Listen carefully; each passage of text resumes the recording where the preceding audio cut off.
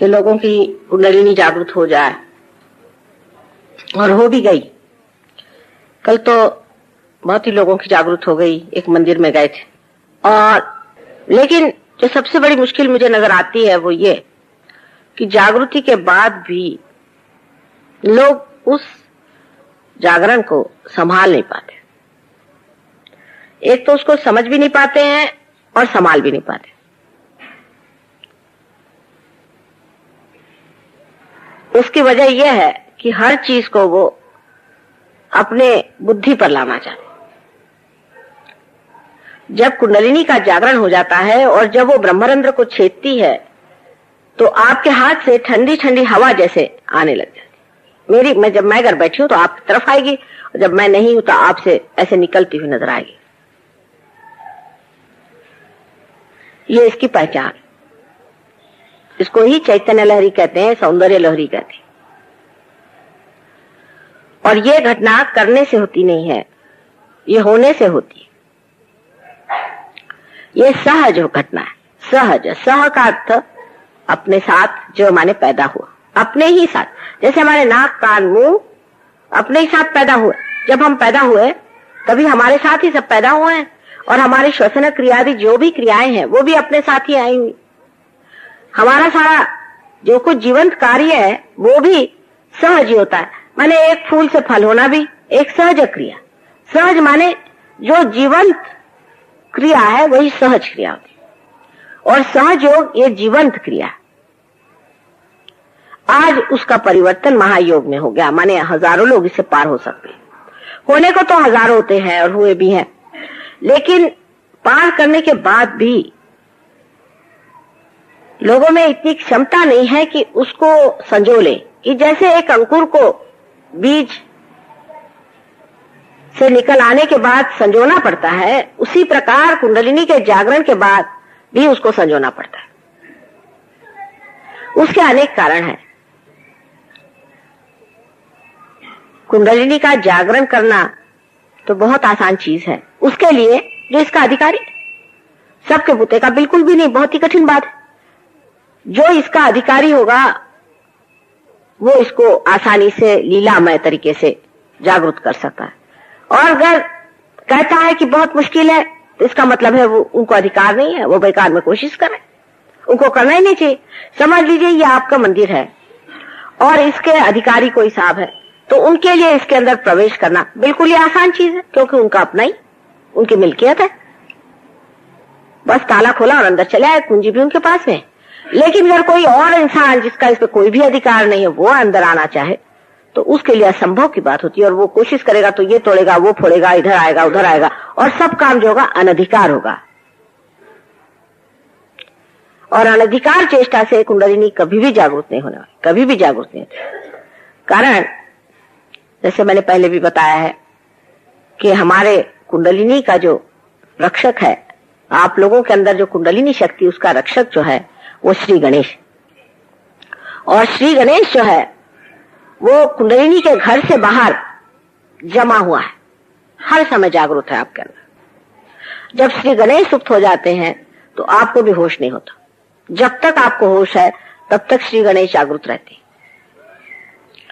ये शक्ति हमारे अंदर है और जागृत होती है, ये आपको सिद्ध करना होगा। क्योंकि आदि शंकराचार्य ने कहा है कि हमारे अंदर कुंडलिनी शक्ति है, और जब तक ये मां जगदम्बा जागृत हमारे अंदर नहीं होती है तब तक हम तो अनन्य नहीं हो सकते, क्षेत्रज्ञ नहीं हो सकते, न ही हम परमात्मा को जान सकते हैं, क्योंकि आत्मा ही को जाना नहीं। तो हमारी जागृति होनी चाहिए। अब सबसे कमाल ये है कि इस भारतवर्ष में, इस योग भूमि में जो जो दृष्टा हो गए, बड़े बड़े ऊंचे दृष्टा हो गए, उन्होंने सब ने कुंडलिनी पर काफी लिखा। ये नहीं मैं कहूंगी कि हर बात लिख गए, कम से कम आदि शंकराचार्य के बाद तो बहुत ही सफाई से लोगों ने लिखना शुरू कर दिया। जैसे कबीरदास जी थे, शंकराचार्य ने लिखा, उसको फिर से पूरी तरह से कबीरदास जी ने भी लिखा। महाराष्ट्र में ज्ञानेश्वर जी ने काफी खुले तरीके से इस पर कहा। इसके अलावा नाथपंथियों ने इस पर बात करी। नानक साहब ने कहा, जो भी संत साधु आए हैं इस संसार में, चाहे वो मुसलमान हो चाहे हिंदू हो, सबने कहा कि हमें फिर से जन्म लेना चाहिए।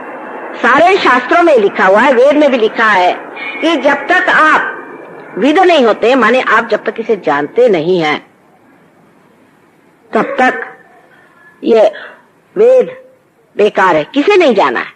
जानना सिर्फ उस परम तत्व को जो आत्मा स्वरूप है, उसे जाना है। अगर जब तक नहीं जाना, सब व्यर्थ है। मंदिर जाना भी व्यर्थ हो जाएगा, मंदिर बनाना भी व्यर्थ हो जाएगा, सारे आपके व्रत वैकल्य भक्ति सब बेकार हो जाएगा। आपका सारा पांडित्य, आपका विद्वत्ता सब बेकार है अगर आपने अपनी आत्मा को नहीं जाना। और आत्मा को जानने के लिए ही जो लिखा गया है वो है वेद। गीता भी वही है, उपनिषद भी वही है, और सारे धर्मों का सार यही है। ईसा मसीह ने भी कहा है कि जब तक आपका पुनर्जन्म नहीं होता है तब तक आप परमात्मा को नहीं जान सकते।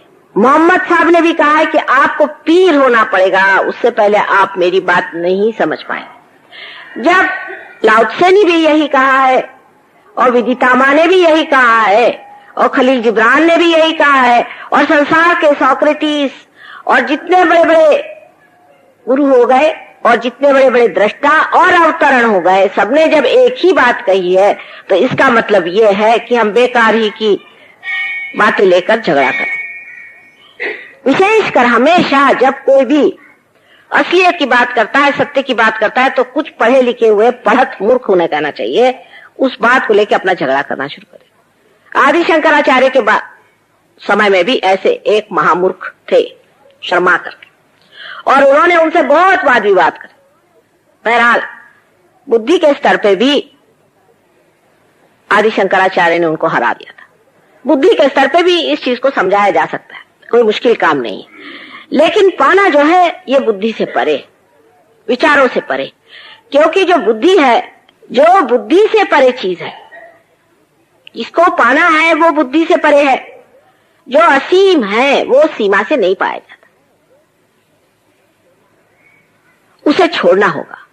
छोड़ने का मतलब नहीं कि आप निर्बुद्ध हो जाएं, उससे परे होना होता है। जैसे अब मैं यहां आई, मोटर से आई, जब मुझे हॉल के अंदर आने का है तो मोटर बाहर छोड़नी पड़ी ना। जब दूसरे प्रांगण में जाना है तो जो हमारा वाहन है उसे छोड़ करके हमें उस प्रांगण में उतरना पड़ता है। उस जगह जाना है जिसे कि हमारे अंदर की स्पेस कहिए, जिस जगह निर्विचार समाधि हमें लगे। पहली बात ये सब कह गए, सबने ये कहा हुआ है, लेकिन हमारा चित्त आत्मा की ओर नहीं। हम परमात्मा से क्या क्या मांगते हैं? उनसे मांगते हैं कुछ न कुछ संसार की चीज। कोई कहता है हमको घर दो, कोई कहता है हमको द्वार दो, कोई कहता है ये दो, कोई कहता है वो दो। चलो कुछ ऐसी वैसी बातें भी होती हैं, तो परमात्मा कहते चलो इनको दे दो, कोई हर्ज नहीं। लेकिन वो परम नहीं है, आपकी सूझबूझ की कमी, आपने जो मांगा उसमें सूझबूझ। और इसी वजह से बहुत से अजीब तरह के आजकल लोग निकल आए जो आपको गलत सलत चीजें देते हैं और भरमा देते हैं। और जब इस तरह के गुरुओं के पास गए हुए लोग हमारे पास आते हैं तो वो फिर से उन्हीं के चक्कर में चले जाते हैं, बड़ी मुश्किल से छूटता है फिर, क्योंकि उन्हें गलत रास्ते चला दी। जैसे कि कोई आदमी कहता है चलो भाई तुम ऐसा करो कि 7 दिन का उपवास करो और हमारे लिए आप इतना ला करके रुपया दे दो, बस काम खत्म। अब ये बताइए कि उपवास करने से परमात्मा कैसे मिलेंगे? मेरे अभी तक समझ नहीं आ रहा कि इंसान ऐसे कैसे सोचता है। क्या आपको शरीर उठ करके आपका शरीर वहां भगवान के पास जाने वाला है क्या, इसे हल्का फुल्का कर रहे हैं? एक सीधी सरल बात है। इस पर बहुत लोग खासकर मंदिरों में मुझसे नाराज हो जाते हैं जब मैं कहती भाई उपवास नहीं करो। उल्टे खुश होना चाहिए कि माँ का धर्म तो अच्छा है, इसमें उपवास नहीं करने देती माँ। मैं ये नहीं कहती कि उपवास नहीं करो, लेकिन परमात्मा के नाम पे क्यों सूतक कर रहे हो? भाई उनके नाम पर खुशियां मनानी चाहिए। जिस दिन गणेश जी का जन्म है, हनुमान जी का जन्म है मंगलवार के दिन, उस दिन उपवास करें। आप बताइए आपके घर में कोई अगर बेटा पैदा हो, बुद्धि में तो लगानी चाहिए, उस दिन क्या उपवास किया जाता है?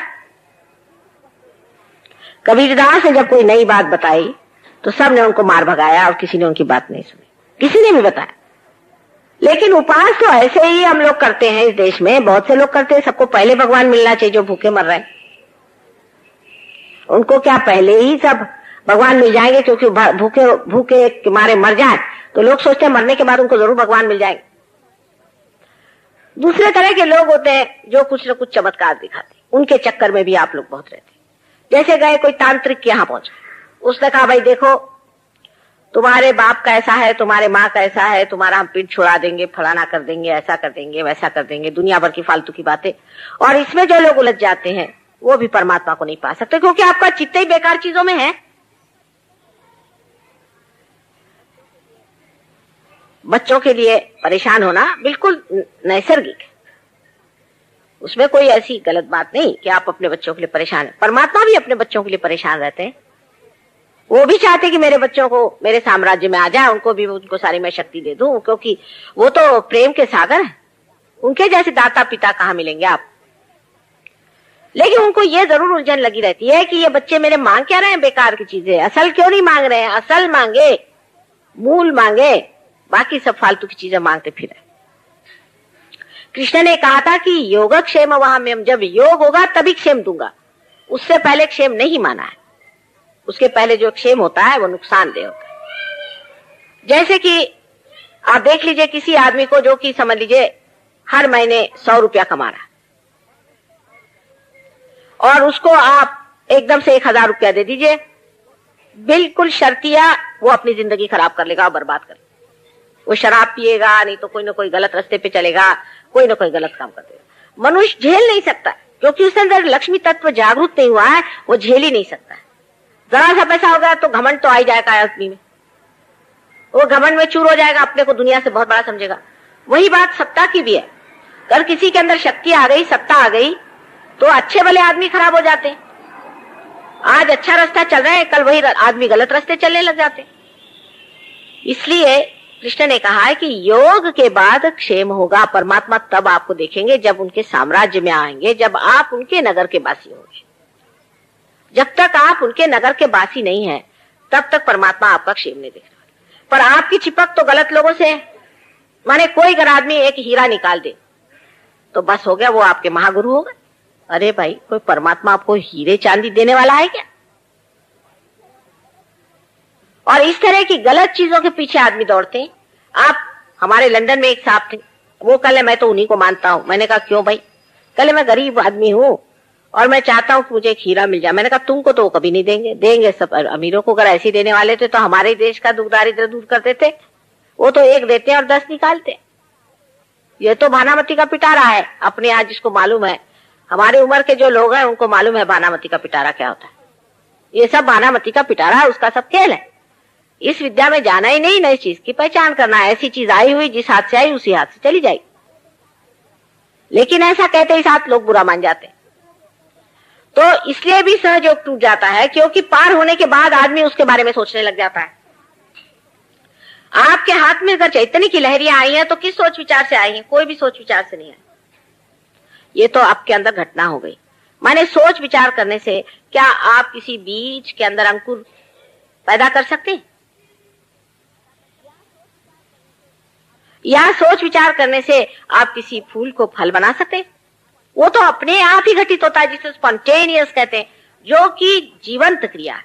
और आज जो अमीबा से आप इंसान बन के बैठे हैं, 10 अवतार हुए संसार में, और इन अवतारों ने जो आपको इस जगह लाके पहुंचाया है कि आज आप इंसान हो गए। तो अगर इससे भी आपको अति मानव होना है या ऊंचा मानव होना है तो वो भी चीज स्पॉन्टेनियस ही होनी चाहिए, वो भी घटना घटित होनी चाहिए। क्या उसके लिए आपको कोई मेहनत करनी पड़ेगी? लेकिन अंकुरित होने के बाद जरूर संजोना पड़ता है इंसान की दशा में, उसको संजोना पड़ता है और समझना पड़ता है। उसके प्रति श्रद्धा और पूरी जानकारी होनी चाहिए। अगर जानकारी नहीं हुई तो बेकार है। जैसे कि आपने कहा मां हमें शक्ति दे दो। अच्छा भाई, आपको हमने जागरूक कर दिया, आपके अंदर से शक्ति बहनी शुरू हुई। अब आपको पता ही नहीं कि चीज क्या है, हमारे अंदर से बह रहा है मां। अगर आपको पता ही नहीं तो आप इसका उपयोग क्या करेंगे? आपको अगर दीप जैसे जला दिया जाए तो आप इंसान है और दीप दीप है। इंसान को जब रोशनी मिल जाती है तो उसको पता होना चाहिए कि इस रोशनी से हम क्या करें, किसको दे, कैसे करें, इसका व्यवहार क्या करें। पहले जमाने में 1 या 2 ही फूल खिलते थे उसके बाद 2 ही 4 फूल खिलते रहे। पर यह जमाना आ गया है, इसी घोर कलयुग में, इसी घोर भयंकर दशा में ही मनुष्य को ये पाना है, और अनेकों को पाना है, लाखों को पाना है, हजारों को पा रहा है। जिसको बाइबल में लास्ट जजमेंट कह रहे हैं वो चीज आ गई। नाम फर्क फर्क, इसका वर्णन नल दमयंती पुराण में है, लेकिन हम लोग पुराण उराण पढ़ते नहीं। इसका वर्णन विलियम ब्लेक नाम के एक कवि, जो कि लंदन में हो गए, 100 साल पुराने, उन्होंने लिखा हुआ बहुत साफ साफ, यहां तक कि जहां आश्रम होगा वो जगह का नाम, जहां हम रहेंगे उसका नाम, सहयोग की पूर्ण व्याख्या। और सबसे कमाल उन्होंने ये लिख दिया कि इस जमाने में लंदन जो है वो क्षेत्र हो जाएगा। मैं आजकल लंदन में रहती हूँ, और इतना ही नहीं कि क्षेत्र होगा, लेकिन यहां पर जो कार्य होगा उससे जो लोग पार होंगे, जो प्रॉफिट्स होंगे, जो प्रेषित होंगे, जो पीर हो जाएंगे, उनमें यह शक्ति होगी कि वो दूसरों को कर सके। ये पहले नहीं थी शक्ति। पहले बड़ी मेहनत करते थे लोग, शक्तिपात, बेकार की बातें लोग करते हैं, हम शक्तिपात करते हैं, शक्तिपात करते हैं। मैंने तो देखा नहीं कोई करते हुए शक्तिपात वगैरह। कल शक्तिपात में क्या होता है, कल हमें क्रिया होने लगी। क्रिया माने क्या, कल हम तो बस कूदने लगे। माँ बताए कैसे कूदते हो, कल मेंढक जैसे। मैंने कहा भले मानुस, तुम क्या अब मेंढक होने वाले हो? ये कौन से शास्त्र में लिखा है कि आप मेंढक जैसे कूदने लग जाओगे? दूसरी बात उसके बारे में, और उससे आगे ये समझना चाहिए कि क्या होना है हमारा, क्या होगा, क्या मिलना चाहिए। हमें क्या मिला है अभी तक? हमारी चेतना जो है उसकी उत्क्रांति हुई, जिसे अंग्रेजी में अवेयरनेस कहते हैं। हमारी चेतना जो है उसकी उत्क्रांति हुई। मनुष्य की चेतना जानवर से बहुत ज्यादा। अब जो नई चेतना चेतित होगी, जो नई चेतना हमारे अंदर जागृत होगी, ये नहीं कि भाषण मात्र हो कि भाई तुम्हारा ये होना चाहिए, तुम्हारा वो होना, नहीं, ये होना पड़ेगा। जब अपने अंदर होगा तब अपने आप अंदर से धर्म भी जागृत हो जाएगा। फिर बताना नहीं पड़ेगा मुझे झूठ नहीं बोलो, वो अपने आप से छूट जाएगा। मुझे बताना नहीं पड़ेगा कि आप सिगरेट मत पीजिए, आप अपने आप छोड़ दीजिएगा। मुझे बताना नहीं पड़ेगा कि आप शराब मत पियो, अपने आप छूट जाएगा, क्योंकि आप समर्थ हो जाएंगे। समर्थ माने सम अर्थ हो जाएंगे। जो आप है, आप आत्मा स्वरूप है। जब आप आत्मा हो जाते हैं तो आपकी सारी बातें बदल जाती, परिवर्तन शुरू हो जाता है। आप में परिवर्तन होना चाहिए, तभी मानना चाहिए कि हमारे अंदर कोई घटना घटित हुई है। और बेकार की बाह्य की बातें कि तुम्हारे बाप का क्या हो रहा है और घोड़े का नंबर क्या है, इस तरह से परमात्मा को इतना नीचा इंसान ने गिरा लिया है, और इतने नीचे तरीके से परमात्मा को समझ रहा है कि वो कभी भी परमात्मा तक पहुंच नहीं सकता। उसकी चेतना चेतित होनी चाहिए। आपकी चेतना चेतित हो जाएगी, इसमें मुझे कोई शक नहीं, क्योंकि आप इस महान योग भूमि में पैदा हुए। भारतवर्ष में पार कराना बहुत ही आसान चीज है, ये मैं समझ गई। पूर्व जन्म के सुकृत लेकर के आप इस महान देश में पैदा हुए, ये आप समझ लीजिए। कोई तो भी बहुत बड़े आपने पुण्य कार्य करे तभी इस देश में आप पैदा हुए, नहीं तो दूसरे देशों में पैदा होते हैं जहां लोग योग से पहले ही क्षेम पा गए और रास्ते से खत्म हो गए, बेकार हो गए। अभी आप लोग बेकार नहीं हो, लेकिन यो वहां के लोगों में क्योंकि बहुत मेहनत करनी पड़ती है, एक एक आदमी पे 2-2, 3-3 महीने कभी कभी मेहनत करनी पड़ती है, तो उसको इसकी समझ सूझबूझ और निष्ठा बहुत है। लेकिन आप लोगों में निष्ठा नहीं होती, आप लोग एकदम से उस चीज को खो देते। मैं आज आखिरी दिन है, इसलिए विशेष रूप से इस पर बात करूंगी कि आप इसको पाने के बाद खोना नहीं। अगर पाने के बाद खोया है तो इससे बढ़ के और कोई गुनाह नहीं हो सकता। ये बहुत सूक्ष्म तत्व है जिसे आपको पाना चाहिए। आप लोग प्रदेश के लोगों से साइंस सीखते हैं, दुनिया भर की चीजें सीखते हैं, लेकिन साइंस से परे भी जो शक्ति है, साइंस वाले क्या बता सकते हैं आपसे? वो यही बता सकते हैं जो चीज सामने है। क्या वो ये बता सकते हैं कि इसमें बिजली कहां से आई? वो कहेंगे कि जो स्रोत है वहां से आई। वो स्रोत में कहां से आई? वो कहेंगे कि हाइड्रो इलेक्ट्रिक है तो पानी में से आई। पर पानी में बिजली कहां से आई? क्या वो बता सकते हैं? अगर वो कहें कि पृथ्वी के अंदर भूगर्भ में गुरुत्वाकर्षण शक्ति है, मैग्नेटिज्म है।